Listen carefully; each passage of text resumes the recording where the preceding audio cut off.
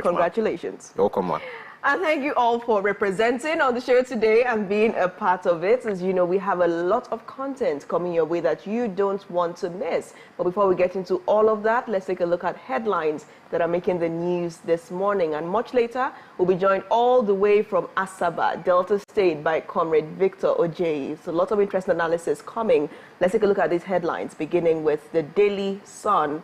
And the top story here: Anglican Church revolts over same-sex marriage, breaks ranks with Church of England as Archbishop of Canterbury resigns over child abuse allegations. Saudi Arabian prince hails Tinubu's economic reforms. Federal government announces 24-hour surveillance of airports. IMF, World Bank determined to destroy Nigeria's public varsity system, said by ASU. Laments government's poor attention to institutions, honors 14 members for outstanding role in struggle. Federal government, World Bank, others strategize to bridge financial divide for 28 million unbanked Nigerians. On Daily Times, corruption behind frequent national grid collapse, said by EFCC. Editors urge federal governments to ease impact of fuel subsidy removal, exchange rates volatility. Obedience movements bigger than LP. Tanko speaks. President Tinubu honors Sarowiwa Ogoni Matthias. ASU accuses World Bank, IMF of undermining Nigeria's public universities. Okpebholo Idahosa sworn in as Edo governor deputy, respectively. And on Daily Trust, bandits burn maize farms in Kaduna. Our means of livelihood gone, farmers say. Attack can worsen food shortage, drive up prices. We're probing incidents, the police response. India's Prime Minister visits Nigeria Saturday. Zamfara youths protest at DSS headquarters over bandits' attacks. 16 manufacturing firms lost 792 billion naira to naira depreciation, man says. Lassa fever, meningitis kill 762 persons in 1 year. 19 directors fail permanent secretary exam. 10 die in Jigawa road crash. On Vanguard, minimum wage. States in panic mode over NLC's December 1st strike notice. Only 12 states implementing new wage, 24 states yet to implement. 10 states remain silent on implementation. 7 states failed to give commencement dates. 6 states promise to pay end of November. World Bank, IMF determined to destroy our varsity system, ASU speaks. Abuse scandal, Archbishop of Canterbury Justin Welby quits. Ondo Guba, PDP, APC trade words over plans to compromise poll. AI others to federal government drop defamation suit against Serap. Shetima, 6 APC governors in Edo as Okpebholo takes oath of office. Editors call for government intervention to save the media. Firms' confidence in economy falls 3.2 index points, CBN says. And on Daily Independent, most challenging economic period now over, Tinubu tells Nigerians. Congratulates new Edo governor, lists why Obaseki was ineffective. Banks recapitalization to boost financial inclusion, access to credit, Cardoso speaks. Corrupt contractors behind unstable electricity supply, EFCC says. Ondo poll, Atiku endorses PDP candidate, says he has capacity to transform states. NDLEA impounds over 9 billion naira worth of tramadol at Lekki Deep Sea Port. NCAA warns pilots against working for multiple airlines concurrently. Police debunk just bomb scare rumor. Governor Okpebholo vows to implement 5-point agenda for Edo growth. And finally here, NCDC issues alert as Lassa fever meningitis threats rise across Nigeria. Okay, starting off from this day, we will support Nigeria's economic reform, Saudi Crown Prince Salman tells Tinubu. Summit renews ministerial committee's mandate to engage world leaders on ending Gaza-Lebanon war, expressing unwavering support for Lebanon's sovereignty, stability, security, safety of its citizens. President returns to Abuja. Total Energies proposes attractive entry cost market reflective bonuses to grow oil sector. Says it is in Nigeria for long term, not considering exiting. Archbishop of Canterbury, Justin Welby, resigns over poor handling of church abuse scandal. At Obebelo's swearing in, Tinubu says nation's hardest days over. And moving on to the Nigerian News Direct. Ondo Goba. PDP APC fights dirty over alleged plot to manipulate election. As PDP insists on redeployment of REC over alleged APC ties, APC has engaged people with development projects, not manipulation, attributed to the party chair. Obebelo unveils 5-point agenda pledges to improve lives of Edo people. ASU accuses international bodies of plotting to undermine Nigerians' public varsities. And lastly, contractors supplying substandard materials responsible for frequent grid collapse attributed to EFCC chair, as he alleges. Nigerian Tribune. Manufacturers warn as Naira floats deepens forest crisis. Highlights soaring exchange rates at 1,900 Naira to $1 as key driver of sector's challenges. 16 major firms incurs 792 billion Naira loss. ASU links World Bank, IMF of policies destroying public varsities. Laments delay in renegotiation of ASU FGN 2009 agreement. EFCC, I have nothing to hide, attributed to Okowa. 1/3 of Nigerians cannot access capital to grow businesses, attributed to CBN. Says over 28 million Nigerians have no access to formal financial products. Archbishop of Canterbury resigns over handling of child abuse case. Editors want government to ease impact on fuel subsidy removal, exchange rate volatility. Economic reform program. Nigeria pursue $5 billion trade facility from Saudi Arabia, says reports. NCAA blows hot on cross-crew operations, vows to sanction erring pilots. Edo Governor Obebelo appoints SSG AG orders hours after inauguration. Oshomole's son to get health commissioner's position. Despite improvements, only 43% of women give birth in health facilities in Nigeria, says the FG. And moving on to the New Telegraph.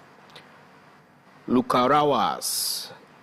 Containment operation begins as security agencies get marching order to crush group. Presidency not happy, bent on neutralizing the new terror gang, says sources. As Sokoto police engage government, traditional rulers, other stakeholders. Shetima. FG's reforms raise Nigeria's trade balance to 6.9 trillion naira. Adopts Senator Carlo as consensus candidates in 2027. COSEYL tells political parties. President orders state burial for late COAS Lagbaja. Alleged 1.3 trillion naira fraud. EFCC yet to establish any case against Okowa, says aide. Goba Pool. Ajayi has what it takes to transform Ondo, says Atiku. NSSEC. Why 40% of 2024 NECO candidates may not access the tertiary institutions. Hamatan. NCDC raises the alarm as meningitis, Lassa fever threats rise. Editors to FG. Is fuel subsidy removal exchange rate volatility impact? Call for targeted relief measures to save nation's economy. NCAA bans pilots, crew flying for 2 airlines. Experts seek license revocation over practice. Use existing MRO rather than build another, ex-minister tells FG. Moving over to the matrix in the last one right here. Edo Obebolo to probe Obaseki's administration, says refusal to inaugurate assembly members, big blow to democracy. Delay to swear in 3 judges recommended by NJC regrettable. Nominates Oshomole's son as health commissioner. FG plans to raise crude oil output with auction of 31 blocks. Insecurity. Don't blame Tinubu, says minister. Says NSA CDS defense minister losing sleep over issue.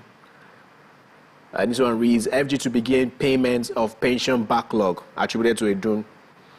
President Tinubu returns to Abuja after addressing Middle East peace effort. EFCC explains why electricity supply remains unstable in Nigeria.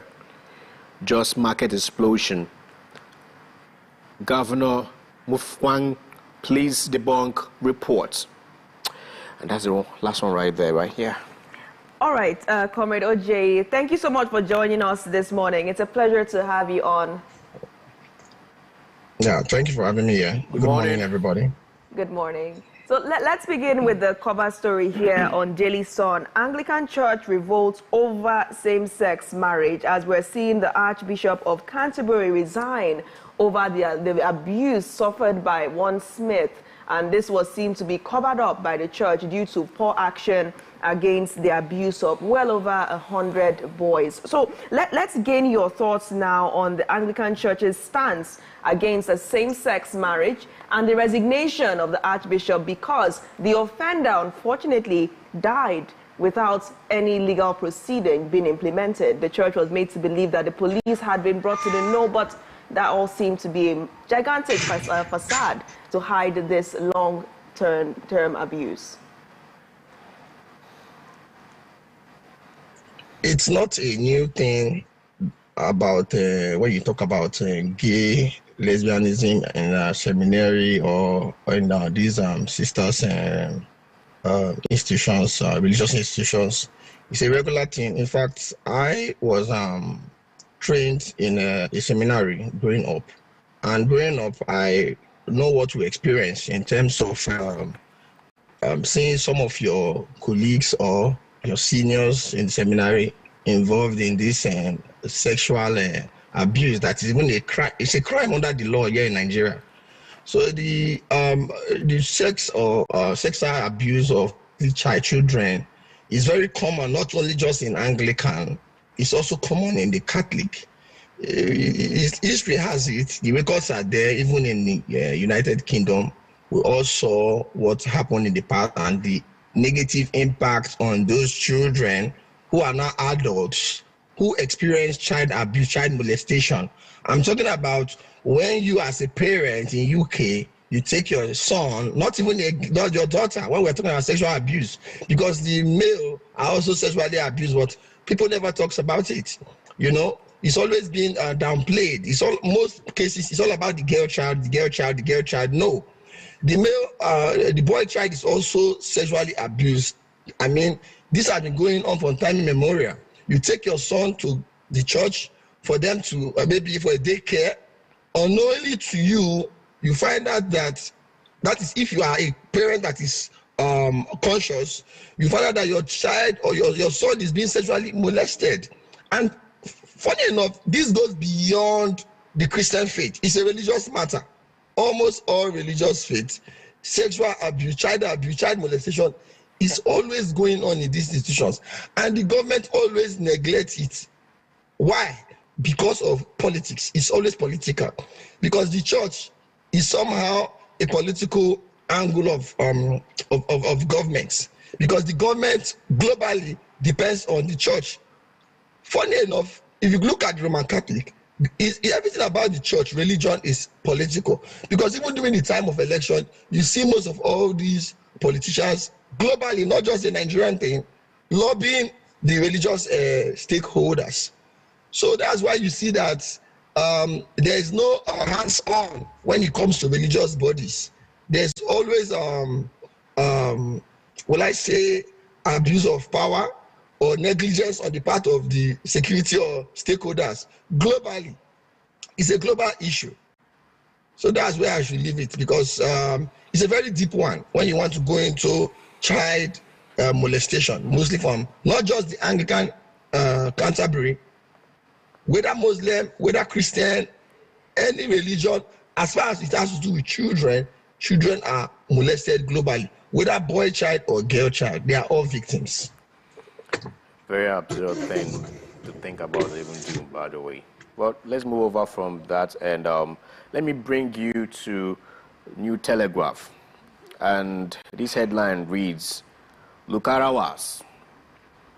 Containment operation begins as security agencies get marching order to crush group.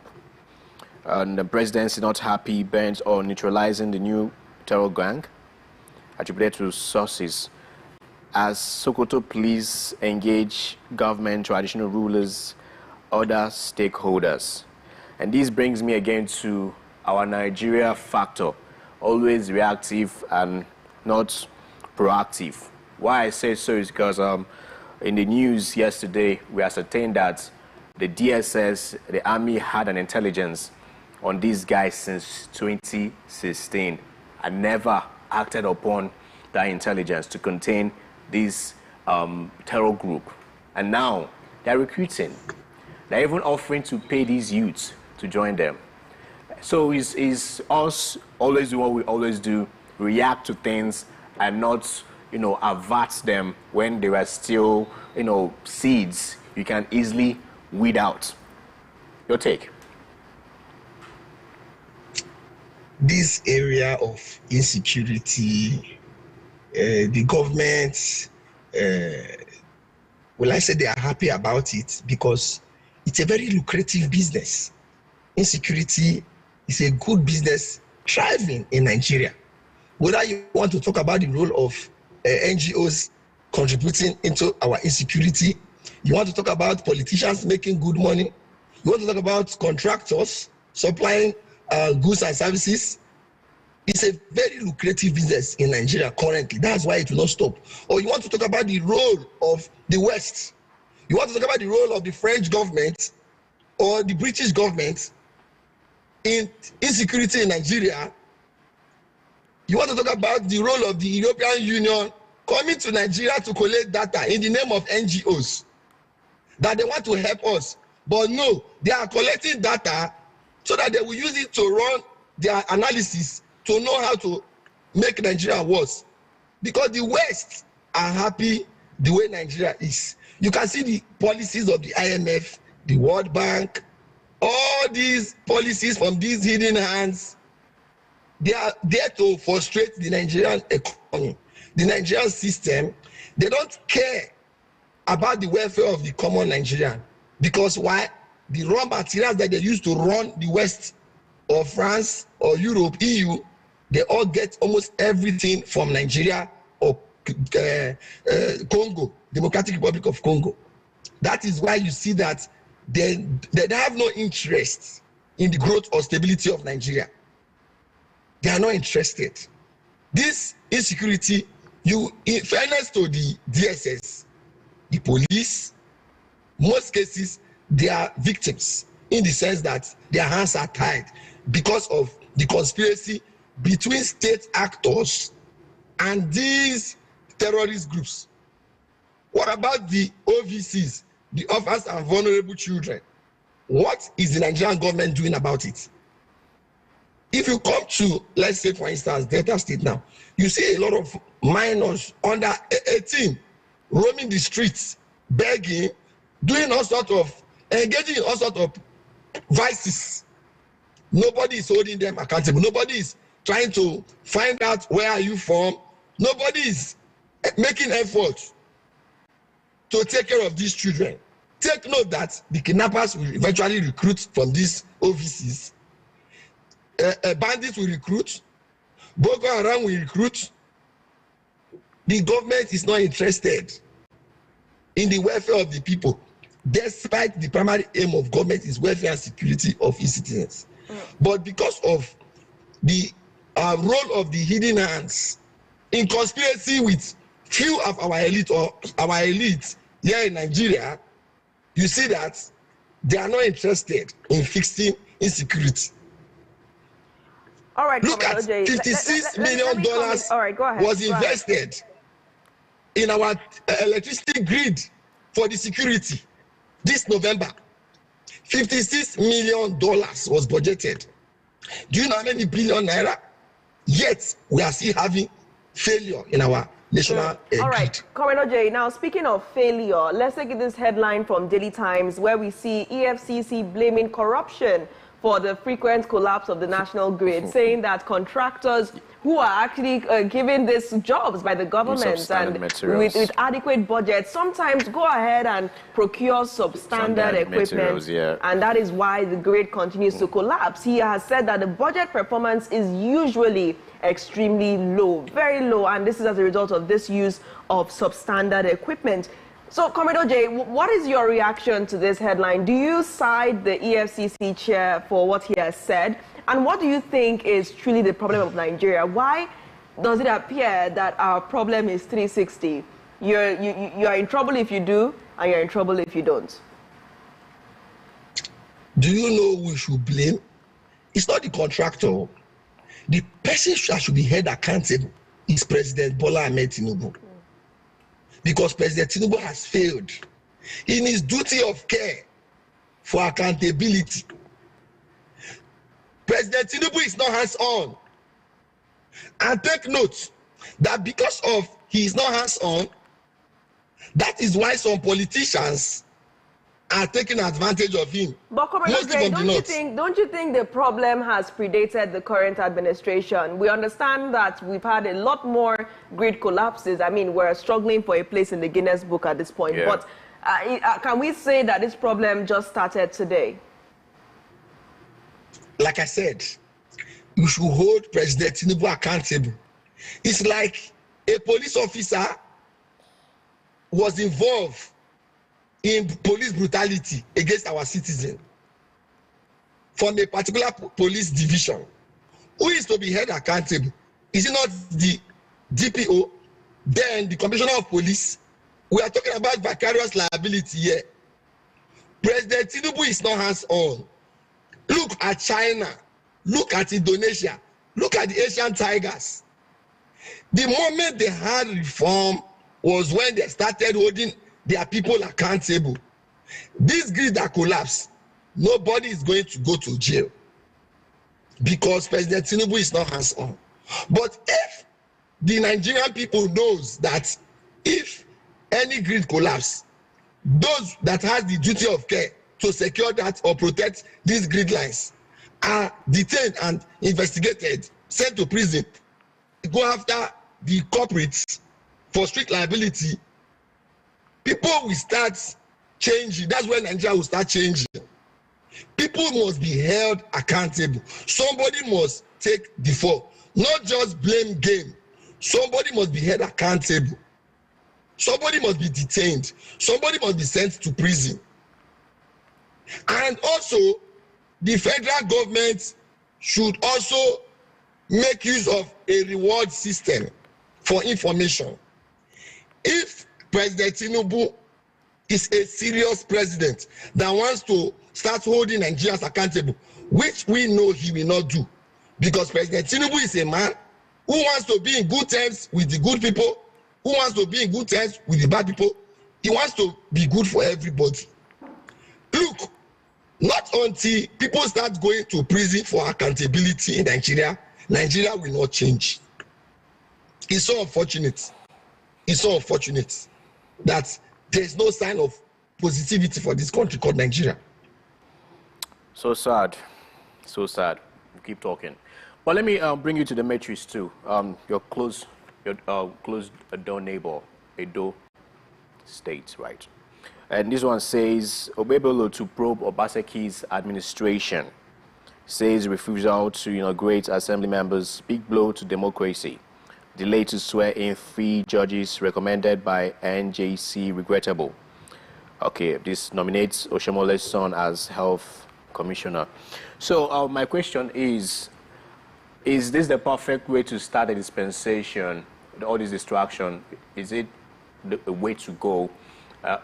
Starting this dispensation by, I wouldn't say alleged witch hunt, or trying to probe a government before you're done taking up projects, unfinished projects, and start working for your people. No take. You see, this game of witch hunts is a political one. It's a global practice. But then, come to think of it, if we should focus on Nigeria witch hunting, who is to be blamed? President Olusegun Obasanjo, the ex-president of Nigeria. Are you aware that when Obasanjo was the president of Nigeria, that PDP used to celebrate when they rig election and they announced them winner? Do you know that PDP used to throw parties, like they throw parties? Nigeria was like a one-party state. Obasanjo did not run any electoral reform. Obasanjo was in a democratic system, but it was like a dictatorship. Had it been our electoral reform started from 1999, whereby Nigeria is not a one party, we are talking about meritocracy. If you win, you become governor. If you win, you become a local government chairman or a senator. As against, let my party be there. Not until we start making sure that Nigeria is not a one-party state, all this will continue. The Edo State election was obviously rigged. It is clear. They are in court. But we all know that this is Nigeria and we have a corrupt system. Of course, you know, President Tinubu was a victim of President Obasanjo while he was governor of Lagos State. We all saw the challenges that Tinubu passed through. And personally, I fell in love with Tinubu back then because of he stood up for what was right. But today, President Tinubu has disappointed me because I was expecting him to continue with that same energy that he used in challenging Obasanjo, that he used in building the first IPP in Nigeria, that he used in running Lagos State without monthly allocation from federal government. Tinubu was the man that did the law, but today, everything he stood for, he's now working against it. Tinubu was a champion of NADECO. Tinubu was a sponsor for democracy. He fought for this democracy we are enjoying today. Though I will not say we are enjoying it because of the corruption, but Tinubu is now even worse than President Obasanjo with the way Nigeria is going. Look at Rivers State. Tinubu is pretending, acting as if he's helpless, as if he cannot call former governor Nyesom Wike to order. Look at what is going on in Rivers State. Is he right? Obaseki, Edo State governor, on his own he failed. If you talk about road construction, because you see the common Nigerians, give them good road, give them water, give them electricity, still everything is not Nigerian business. In terms of road infrastructure, Obaseki failed. That is why you see that the Edo State people did not come out to protest against APC. Everybody knows that that election was won by Aso Ighodalo. But because of Obaseki failed the people of Edo State in terms of delivering dividend of democracy. Priorities, even if we know that he did other investments or other projects, but this is Nigeria. This is Nigeria. Nigerians need good road, access road. They need electricity, they need pipe-borne water before other infrastructures comes in. So it's unfortunate that Edo State APC, they are jubilating now when they know that they did not win that election. All right. But who is to blame? President Obasanjo, because he failed in the foundation as at 99. He failed to reform the Nigerian system. If you're calling President Tinubu's administration the worst stuff, right? He begs to differ because apparently he over the news throughout this week, last week, he's been saying, and I reiterate, that our bad days are over. So we are, heading somewhere. Exactly. And in tandem with that, we're seeing this one on this day. The Saudi Crown Prince Salman is telling Tinubu that he will support Nigeria's economic reforms, that they'll support Nigeria's economic reforms. What do you think about this? Oji has already said, has quoted the presidency, when they say that the tough days are over. And now we're seeing that the Saudi Crown Prince is set to support Nigeria's economic reforms. What do you think is going on here? It is because President Tinubu doesn't know himself. That is why how can UAE be saying that they want to support Nigerian economy? Do you know that Nigeria is the most blessed country in the world? What does UAE have? Even the crude oil that made them rich. We have the best crude oil in the world. The Bonny Light sweet crude oil. Maybe it's going to be traded by butter. No, excuse me. Nigeria, we are blessed. When you talk about pasture, agriculture, you talk about solid minerals, liquid minerals, gas deposit. We are blessed. We are the most blessed. Do you know that Dubai came to approach Nigerian government in the late 70s for us to invest in Dubai? When the Nigerian government failed to do so, they were the ones coming to us because then we were thriving. Our economy was good. Our currency had value. We were exporting groundnut, exporting agriculture. Back then, Nigeria was Nigeria, the giant of Africa. But today, what is going on? We have failed our country. Our leaders have failed us. How many Dubai UAE boys, young men or women, will you see in Nigeria working as houseboy, shoemaker, mortuary attendant, nurse in Nigeria? They don't come because their economy is good, thriving. They don't travel. If your country economy is good, you will not travel. You will not think of traveling. In the 60s, in the 70s, Nigerians don't travel to USA or UK. They are not interested because the country was okay. But today, everybody wants to travel. Travel out. Let's look at this one. And I'm happy that President Trump won the election. Yes. Let there be restrictions. Stay in your country and fix your country. This is not the first time I've heard someone say that. You're quoting lots of people when they say that people would no longer be allowed to japa as much as they would like. Sometimes when the people even if your unfavorable conditions continue. Most times, or in the past, during their campaigns and whatnot, the conversation, the arguments people were arguing and probably supporting Harris was because of this japa. Because they know that once Trump attained that position, it's going to be a quick luck.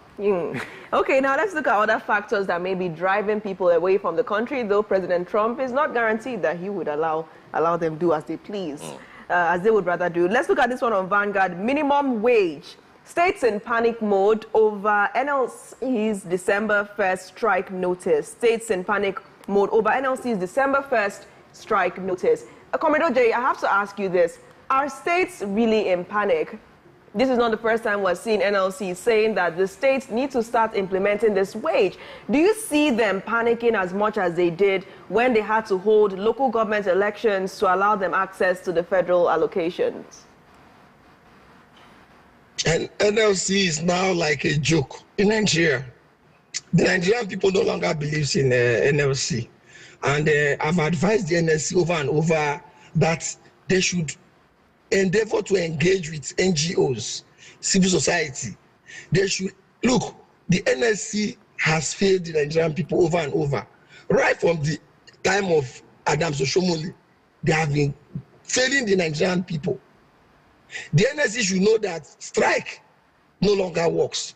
What NSC should do, that is if they are going to take this advice, is to understudy other climes. How did the labor of the European countries, United States, how did they overcome the challenges? They should go and understudy. Look, strike is not the only way out. There are other programs, there are other policies, there are other patterns to take.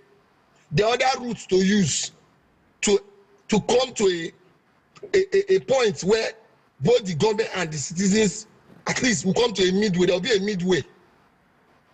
Strike is not the solution. The Nigerian people now, with the way things are, they are not interested in strike. There is hunger already in Nigeria. There is hunger. People are hungry. Thank you so much. Nigerians already knows that strike is not going to work in this President Tinubu's regime. All right, we have to leave it at that right now because we're out of time. Thank you so much, Comrade Ojeyi, for joining us this morning. Very valid inputs, very matter of fact, as usual. Thank you so much. And passionate too. Lead activist, Young Nigerian Rights Organization. It was a pleasure having you, sir. Thank you. Yeah, have a great one. Have a great one. We'll take a quick break now. When we return, we'll take reports from around the region, find out what's happening with the proposed bus terminals in Enugu and Abia states. The morning show returns shortly. Don't move an inch. Stay with us.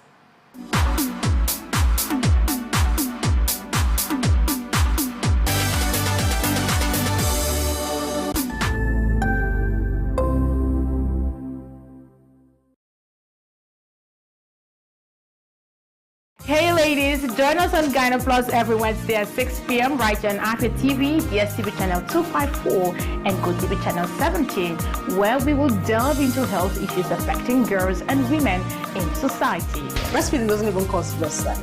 The frequency of breastfeeding means the approach you take to make sure that your well-being is maintained.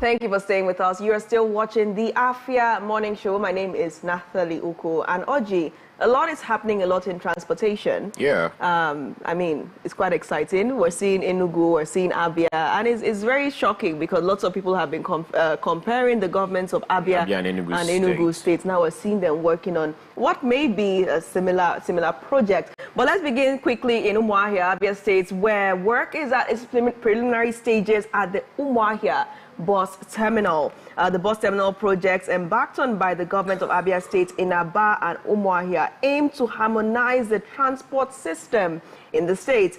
Bureau Chief in the state, Emmanuel Wazwe, visited the site in Umuahia and now reports. Take a look.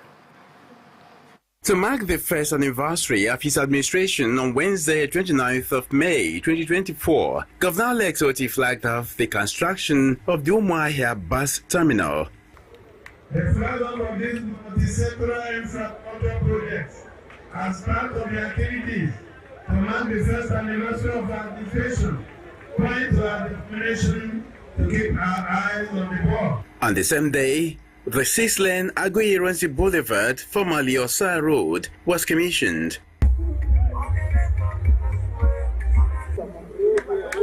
The bus terminals designated for Aba and Umuahia, when completed, are expected to put an end to the indiscriminate loading bays around the cities.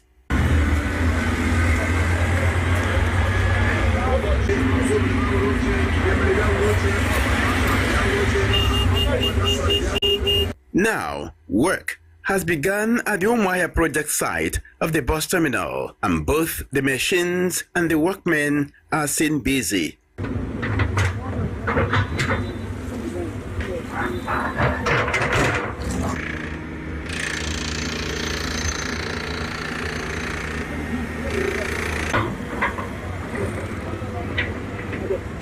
Ferdinand Ekoma, Special Advisor to the Governor on Media and Publicity, speaks to the project.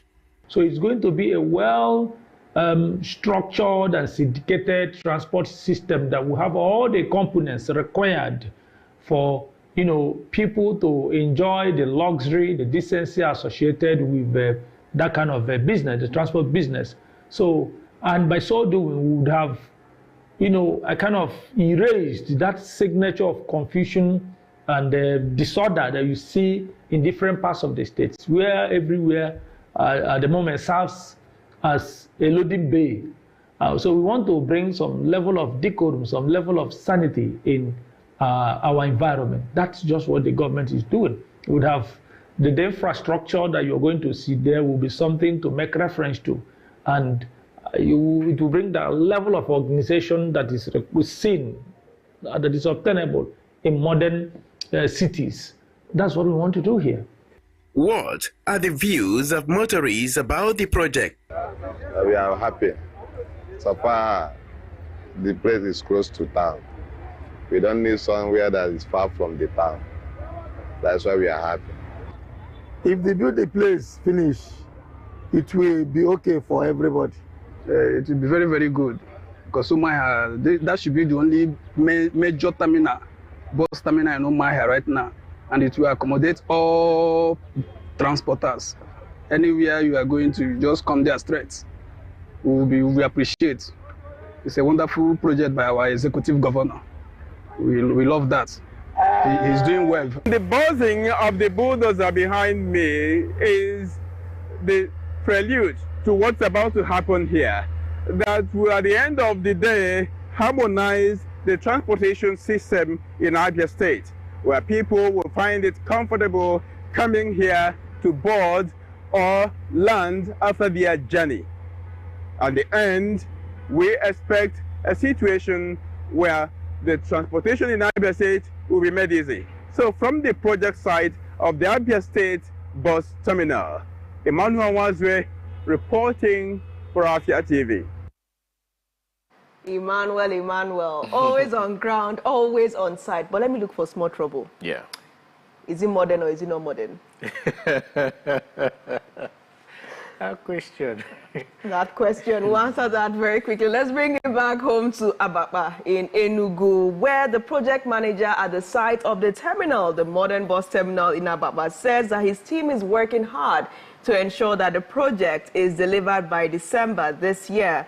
He disclosed this during a tour of the facilities on site with Afia TV yesterday. Take a look. The earthwork and landscaping caught our attention first as we walked the grounds of the modern bus terminal in Abakpa, Enugu. Engineer Alabi Lawal, the manager of constructions in Abakpa, Gariki and Holy Ghost, who is also the cost and contract director at Planet Projects Limited, the contractor in charge of the terminals, provided insights on the journey so far. We have about 80 shops that are going to be housed in Abakpa terminal here. Like I said, the overall completion is about 65% as of today.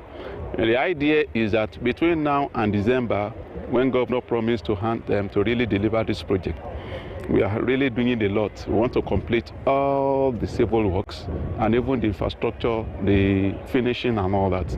We have between now and December, we have about 6 to 7 weeks for us to round up. And all hands are on deck for us to be able to achieve that. And from what you have seen, a lot of work has been done. He explained that while the Gariki and Abakpa terminals may be ready by December, the timeline for the delivery of the Holy Ghost terminal, which houses 2 terminals described as Holy Ghost 1 and 2, may be extended due to the enormous work involved. Abakpa and Gariki are nearing completion. We are trying as much as possible, even if it's Abakpa and Gariki, we want to try as much as possible to finish. Why Holy Ghost 1 and 2 may extend a bit because of the enormous work involved with those terminals. Holy Ghost 1 and 2 is like 3-4 times the size of Abakpa terminal. They are very huge. A whole lot of work is still ongoing at Holy Ghost 1 and 2. He proceeded to give us a tour of the terminal's facilities. Right from here, you can see this is the 25-room hotel that is under construction. That's the 25-room hotel. Engineer Alabi appealed to Enugu residents to be positive about the future gains of the project. I want to tell Enugu people now that, well, they've enjoyed the pain. It's now for them to enjoy the gains. The gain is coming in the next 2, 3, 4, 5, 7, 8 weeks. The gains will be here, and they will see the gains that today. The demolition is not in vain. The governor's intention has actually been brought into limelight, and they will all enjoy it. In Enugu, Nathalie Uku reporting for Afia TV. I mean, that's a great one there. The terminal is looking, well, I think this one is right when he says 65%. Yeah. He is actually quoting it correctly because landscaping is done. You're seeing the form of it. The building is already up. You're seeing the motels being constructed. So it's really a beautiful sight to behold. Awesome. And it's a good thing that the governor is bigly on timing, right? It's very important. If you don't give time frames to these things, they could exceed even when your tenure is here and done, right? So it's a great deal that he is bigly on. I want this to be finished. Give me time. This is going to finish timely. Time is very important when it comes to infrastructures as this one, right? And something called my attention, the motel, right? That's a thoughtful concept, right? So it's not just having hotels or around airport areas. Now, transportation companies, you might probably come back maybe in the night and you can't access your way around town. Exactly. You just lodge yourself and have a breath of fresh air. Then in the morning time you can continue your journey or start assessing the city. Yes. That's very awesome. One of his major concerns, he said that he actually committed to longevity of the project, but it really has a lot to do with the maintenance. But that's now up to the government because I've seen the project being concession.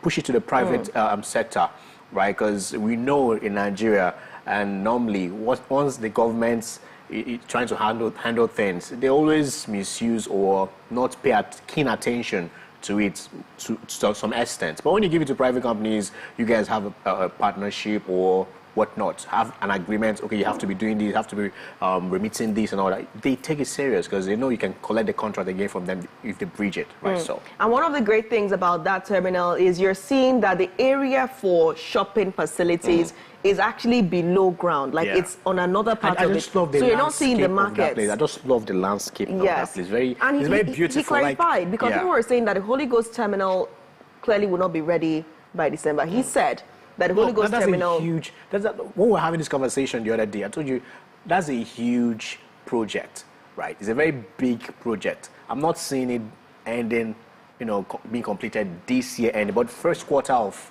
next year, 2025, definitely, I know it's going to be up and running. Yeah. You know what's even more exciting? I was thinking about this yesterday. There was a time that we had Obiozo, the Commissioner for Transportation in the state, and he mentioned that Enugu is expecting new buses. We're looking at CNG-powered buses. If my brain is not failing me, over 80 or so. A lot of buses are supposed to come in to actually be housed in these terminals.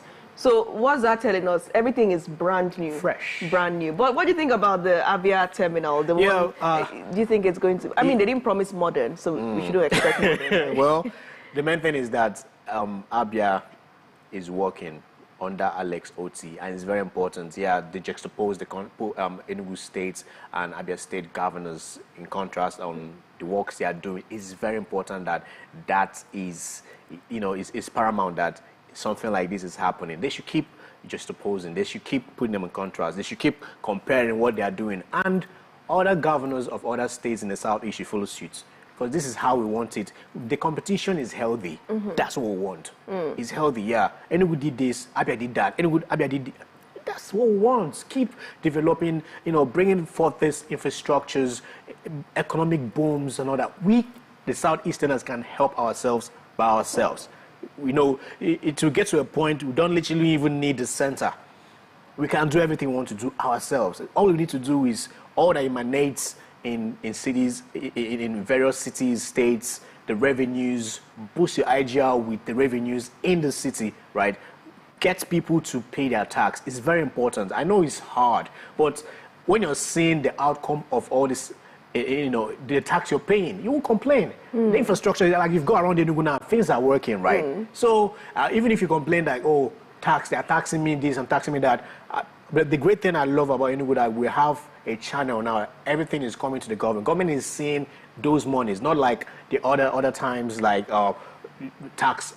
People come to you to pay tax. You can just bribe them, and it's in their pocket. Now it's going to the government coffers. And you're seeing the infrastructure, you have seen the impact of the monies you're paying. It's very important. All right, we'll keep watching, we'll keep waiting and seeing. I'm sure some mischievous people watching this now will be saying who is copying who. But these are individual states doing their projects. Work is working. Work is working. So whether you copy or not, show working. Precisely. Let's go on a quick news break. When the morning show returns, we'll be delving back into that case of bullying at Federal Government College Enugu. We'll be joined by General Manager Afia, now also political correspondent Nnamdi Obanya, as he weighs in on the subject. Do stay.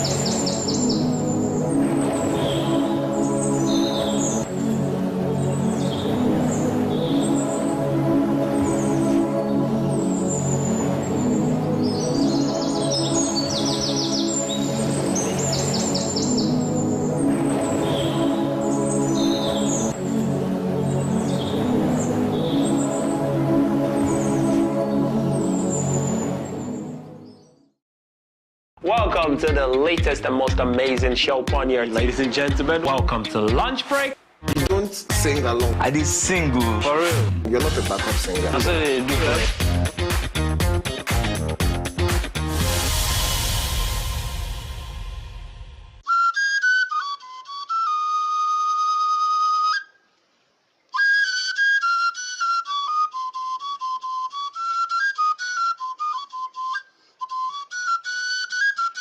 You've often wondered, what does it mean to be Igbo in today's Nigeria? You know, what's the intersections, what are the conversations we're having about our Igbo spirituality, culture? An example is people wearing red cap. You know, everybody wears red cap. Are they entitled to wear it? What does Nzenozo mean? What does Igbo spirituality mean? How have we changed as a society over the last 20, 30, 50, 100 years? Every Thursday, 6 p.m., if you want to know more on libations, as I have a conversation with different people from all walks of life whose common thread is being Igbo, or doing business with the Igbo, or living in Igbo land. What does it mean to be Igbo in today's Nigeria? Cheers. And, oh, I need to do this. Let me pour to our ancestors.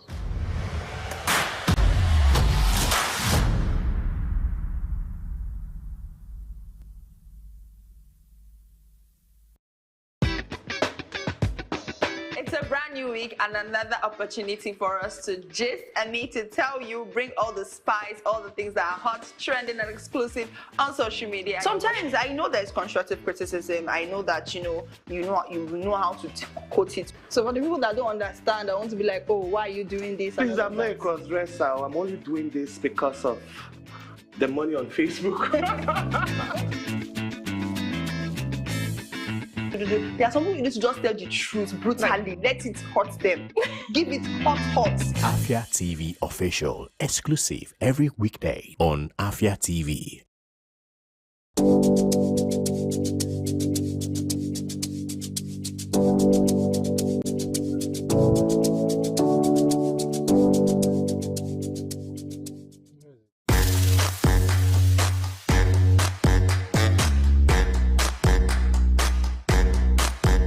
Assalamu alaikum jama'a, sunana mai martaba Sarki Abubakar Yusuf Sambo. Ina kallon Afia TV kuma ina jaddada ma jama'an mu su dinga kallon Afia TV. Allah ya taimake su a aikin da suke na kyau. Inda ba yake ne mu no afambo His Royal Highness Sarki Abubakar Yusuf Sambo. An ma watch Afia TV na kwado kwandibu. Inda ba ni ne ka hana watch Afia TV. Afia TV na mofima dalono.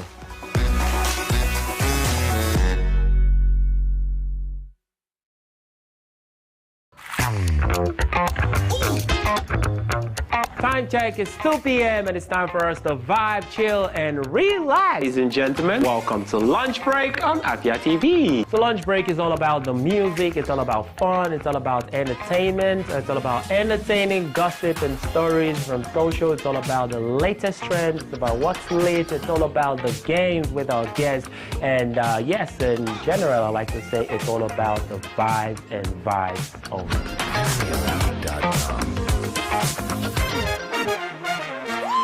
Welcome to Afia TV, your go-to channel for excellent news and incredible shows that keeps you IEI, that is, informed, entertained, and inspired. Need a break? Ladies and germs, welcome to Lunch Break on Afia TV. Join Choco to vibe and chill on Lunch Break at 2 p.m. for the latest trends in music and entertainment. Not like I have big money. Dive into the world of innovation and creativity with Rochelle on Unka. It means art in English. Where creative minds and groundbreaking ideas come to life. Tune in every weekday at 8 p.m. Do not miss Afia TV Official, your perfect dose of laughter, where they discuss what is currently trending on social media every day at 5:30 p.m. on Afia TV. But in this economy, the savings will save you, man. And that's not all. Stay tuned for more exciting shows on Afia TV. Catch us on DSTV channel 254 and GoTV channel 17. Good evening to you, viewer, and welcome to Women in Business, a show that profiles women, executives, and even the next girl store owner, showcasing Igbo greatness to the world. I started always obsessed with books ever since I was a child. The stress of always converting naira to dollar and an incompetent means an incompetent person.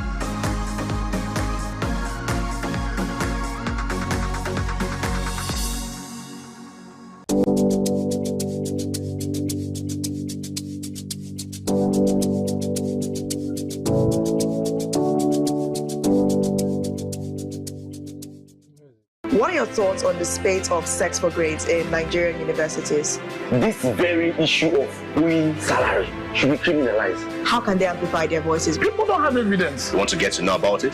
Have to stay tuned right here on Afia Morning Show to get the pulse and the feel of that.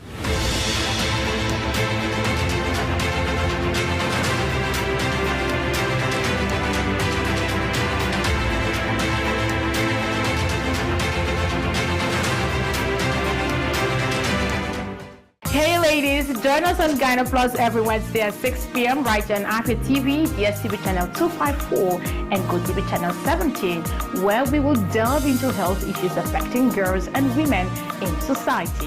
Breastfeeding doesn't even cause breastfeeding. The frequency of breastfeeding means the approach you take to make sure that your well-being is maintained.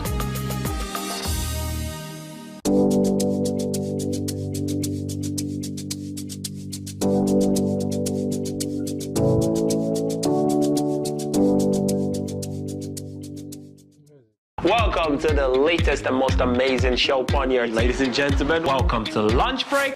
You don't sing along. I did single. For real. You're not a backup singer. That's what they do.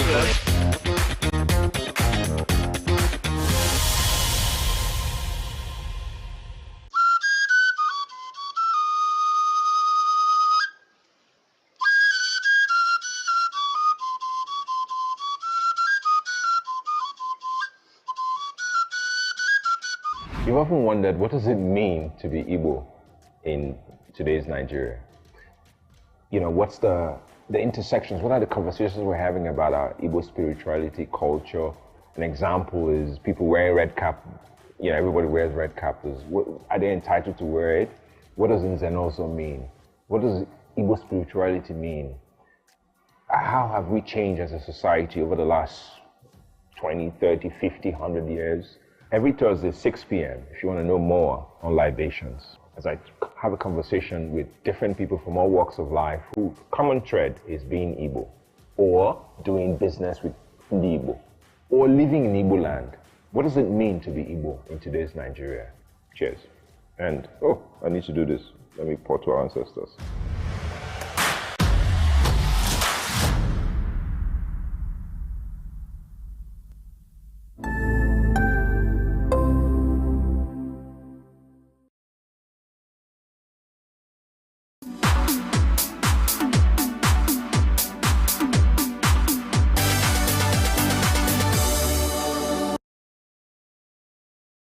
The recent case of bullying of a student at Federal Government College in Enugu has sparked widespread outrage and renewed concern about students' welfare.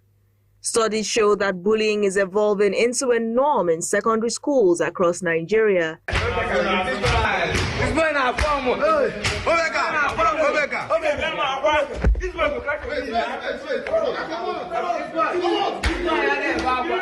Some students have even died in circumstances linked to school bullying in other parts of the country. While there have been cases that have gone viral where teachers have abused students. In the recent case of assault at Federal Government College in Enugu, a group of students were the ones inflicting harm. Political as they look, many of us actually just saw it as a rite of passage. Yeah. Saw it as a rite of passage. Yeah. Especially when you had a school where you had all boys, for instance. I know that as young boys, without adult supervision, there's always tendency for excess. Look, even if you have prefects, these are all young boys approaching puberty, just post-puberty, pre-puberty. So you have young boys trying to understand the world and also being given responsibility and also trying to establish hierarchy. Because, I mean, a soft senior is not a senior. If they don't, you either look scary or you wake up every morning and do 500 press-ups and they see you, nobody really wants to mess with you, or you're a quiet bookworm, or you have to establish yourself like, oh, this guy was the guy that used the belt and flogged the whole class, or this guy is the guy that flogs people with copper wire. If you don't have some sort of notoriety, it's as if you can't establish hierarchy. So what happens is, in a bid to maintain some sort of discipline, there is excess. And then there's also cultural generational reputation factor. We heard these guys did this. Like, which what we talked about. Like in Federal Enugu, there's a name that resounds in every set. Yeah. Bado. Bado. Every set. Like he's like a guy though, but he's huge, big. He doesn't look like someone who's meant to be in secondary school. Yeah, always in there. school. Right. We had them. We call them senior mates. Your mate that's your senior. So you know. But what, like the one I was saying was right. You want to up the ante, right? So. In this set, they pushed people down staircase. So in my own set, we're going to put people in lockers and push them down staircase. The next set is going to put them in lockers and push them out a window. Like crazy. Everybody is trying to outdo each other. Your story must... But you know, Audrey said something yesterday, and he said that most of these people would even rather be beaten by fellow students than actually be reported to the school authorities. Do you think it's possible that these people who are abusing, bullying students could be learning from above? Well, everything, you know, like remember I gave you a range of young boys, and they say, look, what we do is imitation. So the above they are learning from is the sets before them. And it starts off in the point where in this country where we had military leadership, and anywhere on the road you could see soldiers brutalizing people. You know, so those kind of beatings when I was a kid was the order of the day. A bus driver drives anyhow, you call two soldiers, they will beat. So that was kind of what people saw. So that need to have force. Like like for me now, I can understand this trend because I think I was at the beginning of it. Not the first, but at least I was in the first 10, 15 years of it. Because the 1999 democracy happened when I was in year 1. So my whole secondary school was spent under the military. So that mentality, that military mentality is what was in town. That carried on to young kids. And then some of these kids are even kids of military people. It's not like now that the federal schools have been abandoned. Then the top brass kids were in these schools. They were in King's College, NMS, Air Force, Odogbolu, Ijaniki, Federal Warri, Federal Enugu. If your family was something substantial, or your parents were substantial in government, you were in one of these schools. Now, this you also have to understand that the bullying happens in different ways. You know, we are seeing these ones because boys express bullying physically.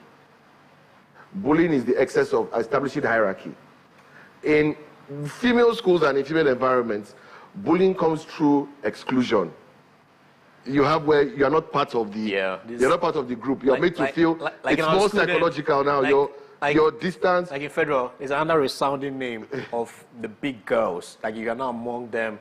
You are nothing. They're called Spice Girls. It's not that they don't have their own. It's not that they don't have their own times where you see women have physical confrontations. Yeah. But usually the bullying is more mental abuse. Yeah. So it's your things are said about you, rumors are spread. You're put down. You're excluded. You're not part of. You have to find your group.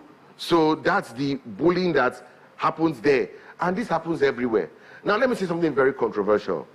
There's you know, they say the cure is in the poison and the disease is in the vaccine. Bullying has its benefits.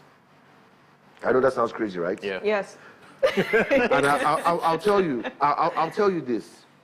You know, if as a child you don't touch candle and it doesn't burn your finger, when you grow up, you put your hand in bonfire. There are things we see a lot of in society now, where people behave in very unchecked ways. Like, there was recently a hashtag called Bring Bullying Back. It was a tongue-in-cheek hashtag. It was because you have this thing where men are wearing lipstick and dressing like women. A man wearing a dress, and he says, this is my identity, accept me for who I am. Could anybody have tried that in a federal school in Nigeria? So see, some of these excesses, when you don't want to be the target of, you know, there are levels of bullying. There's bullying when, like, for something as simple as how you dress, how you look, you're short, you're fat, you're black, you're fair, you will be bullied for anything. That's how it is growing up. We were always teasing ourselves. And it was, you know, bullying only comes when we get to the excess of it, when it becomes abusive. That's when it's bullying. Because you're using an undue advantage of maybe superior numbers to exclude, or size or anything. But some of the excesses that people have now, I believe they didn't grow up in an environment where somebody would have told them you look like an idiot, or you're talking like an idiot. If you had an environment where there were those checks and balances, you'll be a more rational, more rounded person, because iron sharpens iron. Yeah. It's the positives and negatives in society that sharpen people. Now, I am not for this kind of abuse that we saw here, but I'll tell you this for free, and I know Oji will say it too. We experienced this. More than. This, if what I went through was put on TV, my mom would have a heart attack. Like they beat you. They love to. The seniors then, when they handle you, they want to disfigure your face. They want to disfigure something. Like when you come out after that's from the chamber of torture. Yeah, like everyone will be like, yes, this guy really passed. When I was in school, if you hear they call somebody a soul, a soul was an evil person. This guy, that's soul. So everybody wanted the back chats to have them as a soul. Because if you're a soul, when you tell somebody, go and fetch me water, he's not going to not fetch you water. You know? I remember once, a serious guy fetched me water. He gave me a bucket. The bucket belonged to that student that was my mate. So okay, I fetched the water. That guy now saw me on the way. I said, this is a bucket, and we got into an exchange. He said, see my name. I said, citizen, I won't say his name, sent me. You know, once you're an SS3 King's College, you are now addressed as citizen. We don't say senior. So SS3 citizen. So as a citizen sent me, you know, we had a back and forth, and then he dragged the bucket for me. So I had to go and obtain another bucket from somewhere. So some unlucky person got disrobed of got you know, their property got a little lighter by one bucket. So I took that bucket, fetched the water, you know. By the time I came back, he was like, what? I said, no, when I was going, this guy, one thing, he stopped me on the way. So because I said, this senior sent me, when he went back, the guy said, water, he said, no, that I was playing football, and I dropped the bucket, and he said, was good, and he took it. So he said, take my pocket to your place. Before I knew what was happening, it got to the point where I know there were like phases of it. So there was a phase where they poured soap water on my back, then they'll flog you with the belt so that the soap water enters the welts. Like I got, there, you know, the wet blankets. Yes. So that they don't leave marks where they roll you in a wet cloth or blanket and they beat you. And then when it was finished, they gave me a bowl. They poured Cocoa Pops, Fruity Loops, Rice Krispies, everything. Gave me milk, gave me sugar. So I sit down and eat. Talk to me about being obedient. Your whole anger will go down be diluted. There. But you can't, you won't even the energy to go and report. Yeah. And I remember once a senior slapped me, and I went to the house master. I said, sir, this citizen slapped me. He said, go and call him. I was so happy. I went back. The house master is calling you. Tell him I'm not coming. So I said, he's not coming, then there's nothing I can do. So I slept in front of the house master's house that night. It was the same student that came to tell me, come back and sleep on your bed, don't worry. Like, I was too afraid to go back. So, but you see, all this time, then it was like torture. And I remember my friend and I, we made a pinky swear that we would never, ever do to our juniors what was done to us. It took me less than 3 days as an SS3 boy to break every promise. Funny enough, because you the first time you talk to a junior boy, can you do this? You'll be like, I'm a house boy, who are you talking to? Yeah. Every beating you've received will start going through you. It's like something switches on in your head. So it's something that it's almost like tradition. I'm not going to like in Federal Enugu, I can remember so many people don't sleep in the hostel. Yeah. I remember that they sleep in bushes. Bushes and classrooms. Yes. They come to classes in the morning from the bush, from maybe the staff quarters. They just lie around there just for them to avoid being beaten by their seniors. Those bullying, those extort. Maybe a student wants to extort monies from you because it's something they always do. And you don't have it. You have to hide. Right. But that brings me to this question, right? Yeah. Now, how do we solve this issue at FGC Enugu? There's a contraband from the said student that we are flogging. That we are flogging. There's a contraband of said student recording. Yeah. Then not reporting to the authority and then taking the disciplinary measure. I can't believe you're asking this. I can't believe you're asking this. The truth is, I want to be neutral right now. No, I can't believe you're asking this question because the answer is obvious. Rules for thee, but not for me. The only people allowed to bring contraband are the elite. Who are the elite? The SS3 and the powerful SS2s. You, as a junior boy, you can't bring contraband. A senior will punish you for bringing contraband while eating his own contraband. You know, the contraband they seize from you, they will eat it. The phone they take from you, they will use it. So it's It's a case of you are the junior boy, you can't go and report. What are you going to report? Oh, I'm sorry, sir, the senior beat me. Why? Because I brought cigarettes and phones to school. Who are you going to report to for bringing contraband? So it's a catch-22 for the poor junior boy. That's why I said what I said, that he would prefer those SS3s to discipline him than take him to the authority. Because once, what am I going to do and tell the authority? That you were at that age, let me say one more thing. At that age, there's no beating the senior wants to give me. That is up to my mom showing up in school, hearing that I bought contraband. Yeah.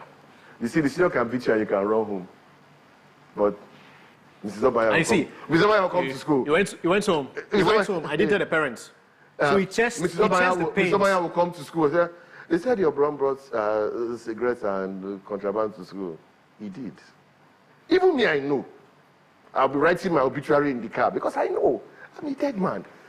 All right. I think I've given you both a lot of audience. I've listened. I've just been, rotating my neck, listening to both of you. Now I have to say this. Yes. I'm happy that we're having this conversation because hearing everything being said, you as an old student of federal government and you also experiencing similar situations, it's great that everything is being put on this table here. But I'd like to pointedly note that if you did not give birth to that child, on no grounds should you lay a hand on that child.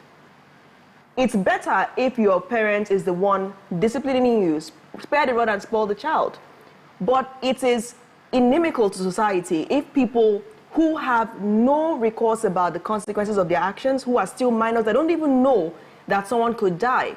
Right before this segment, we had a report play that showed a young boy who died as a result of internal injuries suffered from bullying.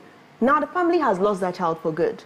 In as much as it's fun to talk about, it's happened, but it's not something we should be happy or even to boast about that this is what we went through. It should be killed. That tradition should be killed. That's the question. How is it going to be killed? Can I say this? That's the question. I know it sounds very controversial. Yeah. I agree that if it's not your child, you should not go too far. But in the African setting, it takes a village to raise a child. Yeah. When I was younger, even your neighbor's mom was your mom. Yes. If you were messing up, they could discipline you. I'm not one of those people who will say, oh, the teacher flogged my child, you go and fight the teacher. If you didn't overdo it, my child is not. When I was young, if a teacher flogged me, I can't go and tell my mother, the teacher flogged me. The first question will be, what did you do? So even you have to behave. And then the third part of it, which I know it sounds like Oji and I are glorifying bullying, but we are not. What we are saying is that in male environments and among men, we understand hierarchy. The problem is that when you have a setting, right? And, gone are the days when the SS3 boys are 18, 19, and the GS1 boys are like 11, 12. Then there's a protective. But now we have kids as young as, I was 15 in SS3. What do I know? Imagine you are giving a 15-year-old all that power in SS3. You abuse it, definitely. It's not, the abuse is just, you climb Milky Hill and pick the abuse. It's right there for you to pick. So, because, like I said, in male-dominated spaces, you quickly have to establish dominance. You have to understand your place in the hierarchy. And, we don't have problems with hierarchy. Okay, we have to take a quick break, but when we come back, I would like to throw this in. If that student died, would we still be having this conversation? Yeah. The morning show returns shortly. Please stay.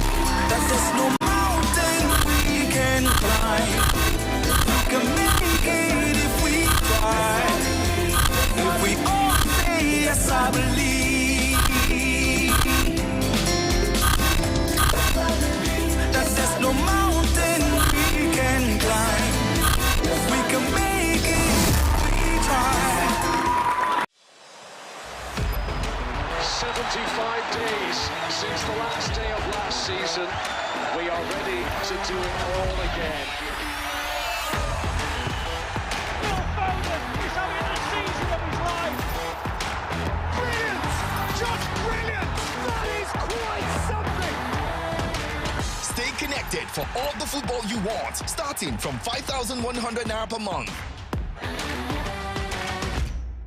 Afrif is more than just a film festival. It's a transformative platform where African cinema shines and cultures connect. It's a space where storytelling transcends boundaries, fostering exchange between nations and communities. Afrif presents Indigenous 2.0 Global.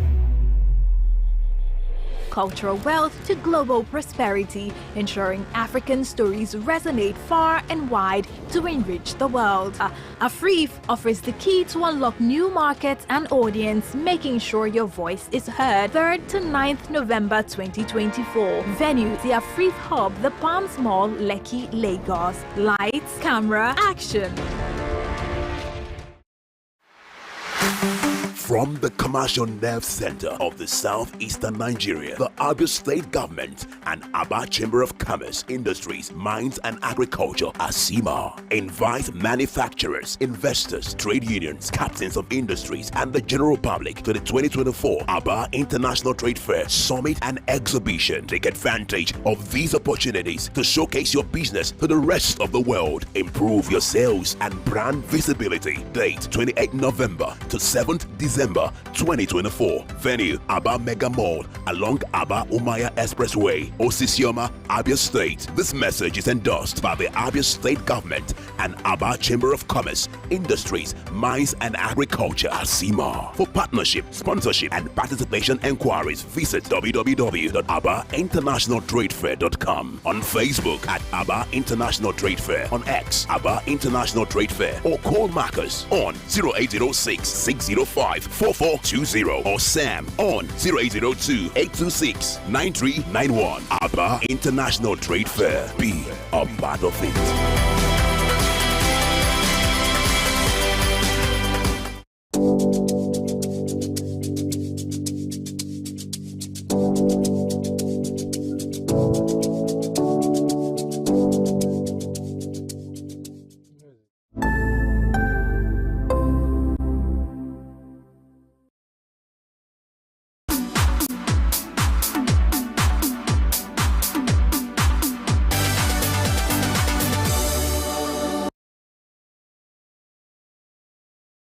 You're welcome back to the Breakfast Show. This is your favorite Afia morning show, reaching you from Enugu, Nigeria, live, of course. And we are still joining Nnamdi Obaya, the general manager, Afia, and of course, our chief political correspondent. Let's put it that way. Nnamdi, thank you for having us. I don't understand how I can on your own show. No, it's not. No, I mean, I'm but a humble guest. Indeed. In the home of Oji and Natalie. Indeed. So let's try to, get to this question. Yes. If the boy had died, what is troubling is the fact that his parents say that he's fine, that he doesn't want to go to the hospital. And Oji already pointed out that, of course, there were the allegations that he had some drugs on him, and that's what actually made them start beating him. So it could be that he doesn't want to get tested, because if you go to the hospital, all tests will be done. So there is a possibility that this boy could actually have some kind of internal damage, but he has not gone to the hospital. So if that boy died shortly after that incident, would we still be speaking about bullying this way? Are we ignoring something? No. The truth is, I've seen situations. I've even been, sadly, on both sides of it, been involved in situations where there were very risky situations that could have gone left very quickly, both on the side of people that were being beaten and when I was the SS3, when discipline was being dished out. So I've seen situations that could go left very quickly. And it's not just that he doesn't want to get tested. Remember what I said about hierarchy. You don't want to be the boy that ran to mommy to report the boys that beat you. They call you, there's a word, they say omble. That's for the umbilical cord, by the way. Yes, mommy boy, you're still attached. So there are many. There's Ajay, there's Boti. They will have all sorts of names for you. And you don't want to be tagged. You don't want to be tagged that, because that now makes you a target for everybody who wants to prove a point. You're going to spend every day fighting for your name.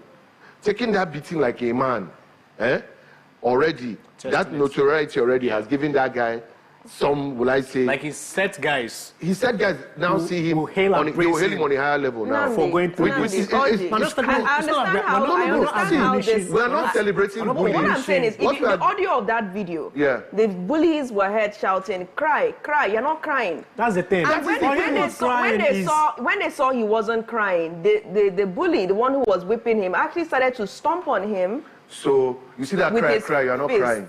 Everybody there has raised that boy on the people that are repeating him. Yeah. There's a new light they see him as. Is that what hierarchy should be? Is that how you should end hierarchy? Guess what? I understand this is how, but it shouldn't be. No, this is not see. It shouldn't be. You can't say this because this is how testosterone-laden environment. It's the same thing. It shouldn't be encouraged. Look, this is how boys do hierarchy. There's sports, right? There's charisma, and then there's pure aggression. Namdi. And in everything, I want to chip in something, there has to be a sort of, what's the word? You have to be able to be an overwhelming force. Even if it's your charisma, even if you're the guy that tells jokes, you have to be able to yab people. Like, you can't just be a funny guy. You must be able to yab people. Namdi, can we focus on this situation? That's what I'm saying. Can we look at, what was done to that I just boy? told you. I said, I think situations where it could have gone left quickly. Exactly. And sadly, there have been situations where things go left. Let me now say something to you that is really, really crazy. I'm not saying this, but there's something about specialization. I know it sounds very weird, I'm talking about specialization of bullying. But if you check the kids that die, they tend to come from private schools. And these are places where those children don't seem to understand consequence. Like they come from homes where they've never been checked. Most of these boys that were beating that guy, right? If that video gets to their parents, they probably get beatings worse than that at home. They may even get more beatings from the teachers. And there's something I want to tell you. Let me tell you the sad truth right now. You're trying to find a way and eradicate bullying in our institutions, in our secondary schools, right? But I'm going to tell you the sad truth. It can never stop. Never. What you need to do it can be curtailed. You need to make sure that there is a very stringent punishment for excess.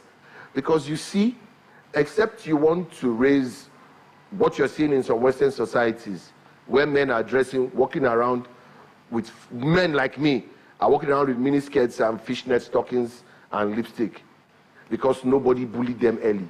Namdi, let me get this. I mean, I'm willing to be the only person that is on this side of the table. Yeah. It's not glamorous. It's not. It's not. Let me make a point. Let me finish my point. Okay. Sorry, excuse me. Let me finish my point. We're not talking about someone being called names. We're not saying, oh, you look like a lady, you're wearing a skirt, you're wearing a fishnet. You know, we're not saying that.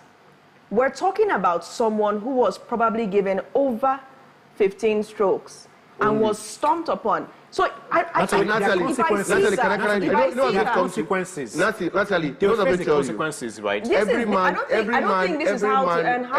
is a diplomat because we know that at the end of any disagreement is the possibility of violence, which is why we're not very. This is not a fight. This is not a fight between two men. There's a hierarchy. No, that's what I'm saying. Senior, let me junior. Let me finish the point. Yeah. Between men, even among mates, even within your set, you have to establish. There's a mental hierarchy within the set. Yes. There are other ways to earn a hierarchy. There are other ways I don't want to make this a gender thing. There's sports. But I said at the beginning, right, that among women, the hierarchy is established through exclusion. The different groups. There's a hierarchy of the fine girls, the well-dressed girls, the rich girls. Those things are not as prevalent in boys' schools as physical strength, willingness to cause damage, willingness to be rebellious. No, Namdi. No, I have to cut you. Are you going to tell us about boys' schools? No, you know where I'm focusing.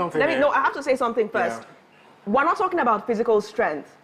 The boy who was being beaten was unarmed. What were they telling him?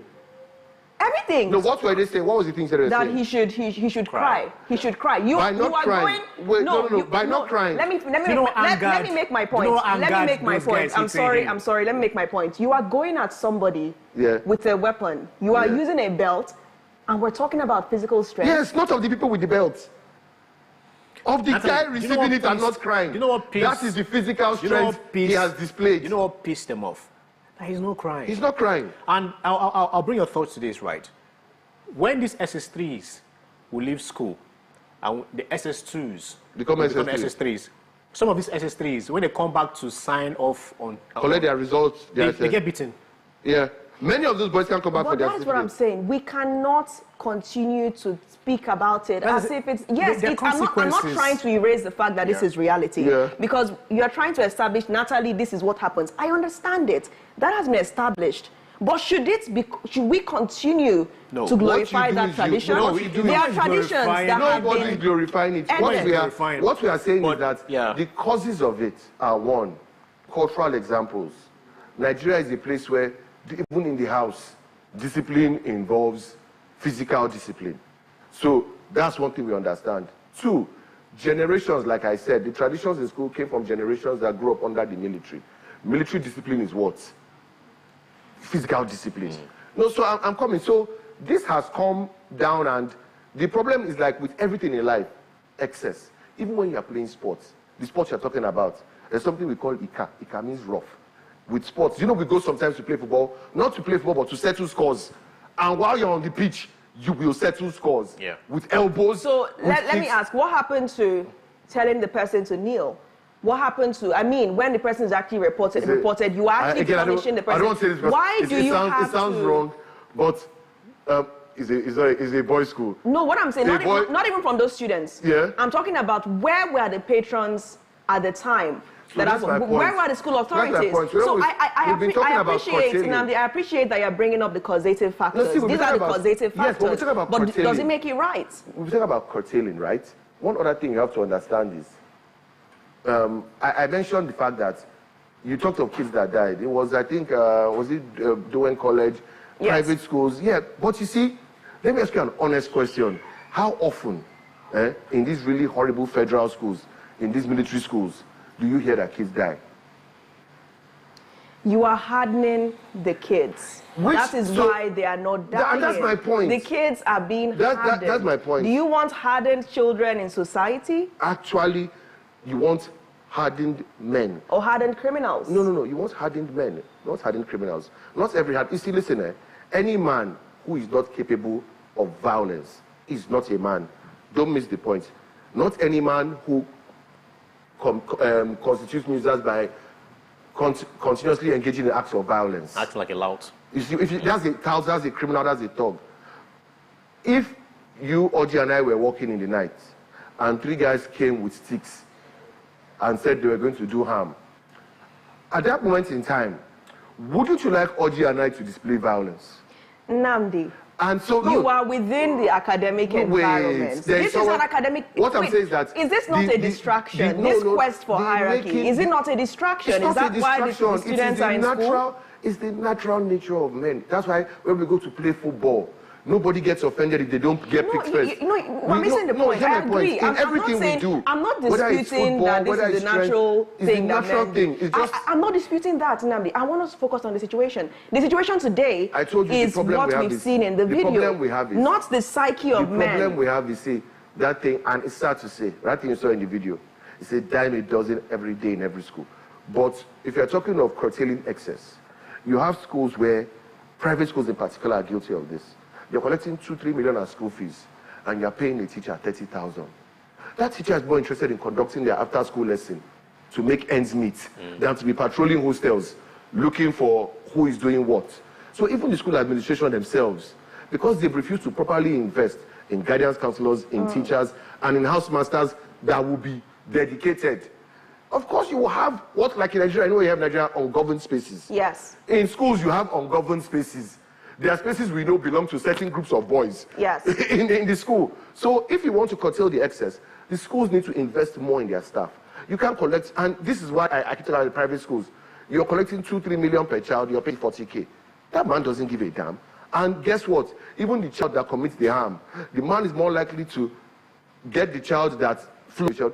Tell the parents they will extort you, they will expel your child and get something. Common thread is being Igbo, or doing business with the Igbo, or living in Igbo land. What does it mean to be Igbo in today's Nigeria? Cheers. And, I need to do this. Let me pour to our ancestors.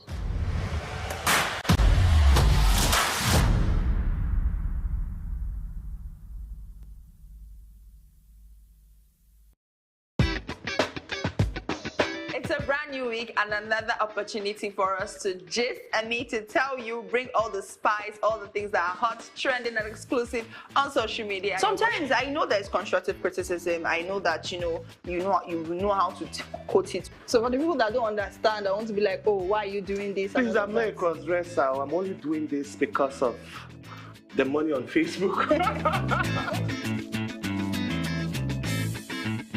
There are some people you need to just tell the truth brutally. Let it hurt them. Give it hot. Afia TV official, exclusive every weekday on Afia TV.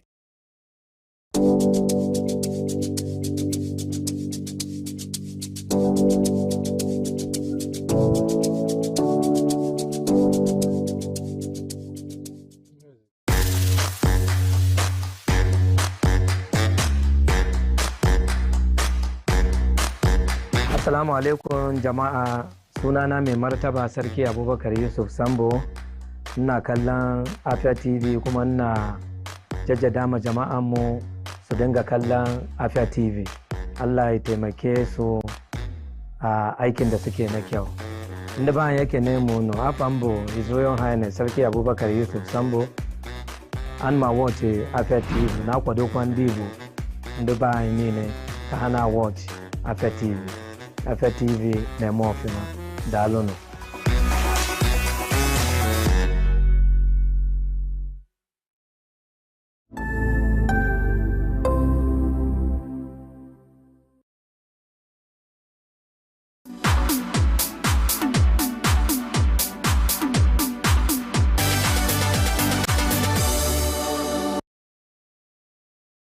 And thank you for staying with us. This is still the Afia Morning Show, your favorite breakfast show, reaching you live from Enugu, Nigeria. My name is Nathalie Uku, and we're slowly winding down, but not before we bring you to the know on an event that you should be looking forward to right here in Enugu, Nigeria, that involves the entire southeast region of Nigeria. And that is the Southeast Food and Fashion Festival, a meeting between two prominent industries. And to tell us more about this event, we are joined now by Gabi, the creative director of the event, and of course, VJ Proms, the digital manager. I believe that's VJ Promise. Yeah. Looking ravishing. Thank you for joining us this morning. Thank you so much for having us. Good morning. Thank you. Thank you so much. Good morning. Good morning. This is an annual event that everybody looks forward to. I mean, the Southeast Food and Fashion Festival, fashion meets food. Yes. Two things you think of when you're going for an event. Yes. So tell us about what we should expect, VJ. Okay, well, this year we are doing quite a lot. A lot is happening this year. We are bringing in a master class this year. We are bringing in, of course, the fashion runway happens, virtually all the time. We are bringing in vendors. There's a lot of line of Beer Village. You got to help me out. Rental exhibitions. Yes, Carnival. Carnival. Especially Carnival. Raffle draw. The street Carnival happening on the first day. Yeah. There's just a lot of activities lined up for these 2 days. Even DJs. We are bringing in some DJs from Lagos. Not just one. So, from Lagos one, and then a couple of other ones to the southeast. All right, go ahead, Gabi. The side attractions, what people should really, get their minds ready for. And is it going to be free? Can all of us just stroll in? Okay, no, it's actually not free this year. I mean, we started last year from making it a ticketed event, because we actually want people to see. We've given enough of the things that we've been offering for like the past 5 years. So this is the 6th year that we have here this year. So so we started last year to make it a ticketed event so that people could, get into that culture, So how would the two industries meet, food and fashion? How are you going to blend these two together? Okay, it's a very unique thing we are trying to do, right? Bring fashion and bring food together. And we are more like in the Gen Z era where people love to wear things, people like to dress up, and as well people like to eat food. So why don't you dress up and come have great food, at the square, So basically that's what we're trying to do. That's what we're trying to do. Even our team this year says the taste of art. So come with your taste and dressed in art, So basically that's I would say that because it has been an intentional from the first year we started. It has been an intentional event because these are one of the biggest two industries we have in the Southeast when it comes to lifestyle, correct? So making it food and fashion, it has been, like I said, it's an intentional move because we wanted to celebrate the creatives we have in these two industries, Yeah. do you understand, that are Yeah. very big, Yeah. to see what we have as the Southeasterners, right? So we, it's an intentional move to celebrate their creativity, our culture, through our food and through our fashion. So that's why we decided to have an emergence of these two industries together, you know, to just do the things that we love to do. Okay, can you give us some more information on where this is happening, you know, time, dates, and whatnot? What information? It's happening on the 16th and 17th of November, which is on Saturday and Sunday. Yeah. We start by kickoff by 12 every day, right? On Saturday and also Which are on the Sunday. 12s? 12 p.m. 12 noon, sorry. 12 noon, please. Exactly, every day from Saturday to Sunday, right? So, Yeah. There's just a lot of activities. 12 till maybe Mama calls for you. Till guys Mama accept, calls, you yeah. know, if there's an extension. All right. I mean, it's something that I think we should all look forward to. But some people now are grappling with the economic hardship. I may not be able to be as fashionable as you are this morning. You look so good. You have all my flowers. What do you have to say to such people that cannot be as fashionable as you are this morning? The event is for everyone, really.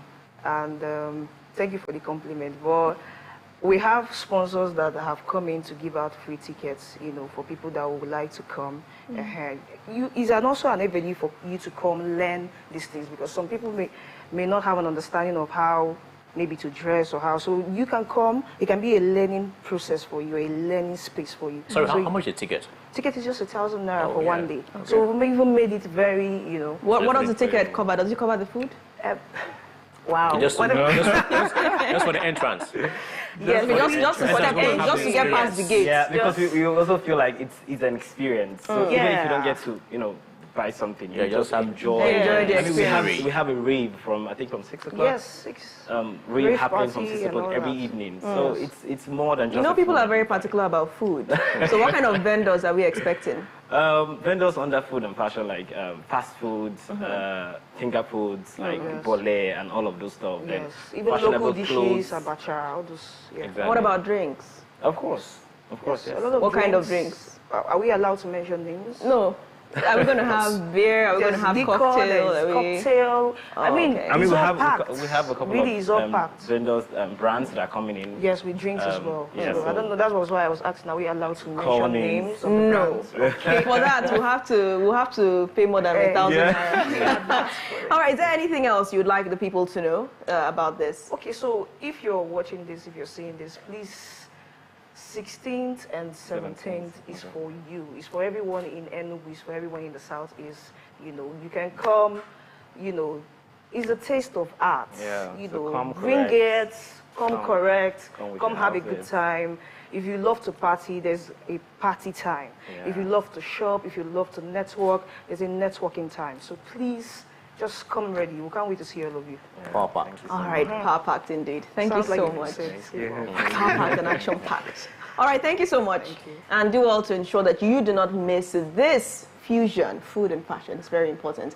And on that note, we draw the curtains on the show this morning. We hope you enjoyed it. Let us know your thoughts on YouTube at Afia TV Official and also on our news page at Afia News, the one with the white logo. Yes, you'll quickly find it. I've been your host as always, Nathalie Uku. And I remain OG Nwachukwu. Have a splendid Wednesday and bye for now.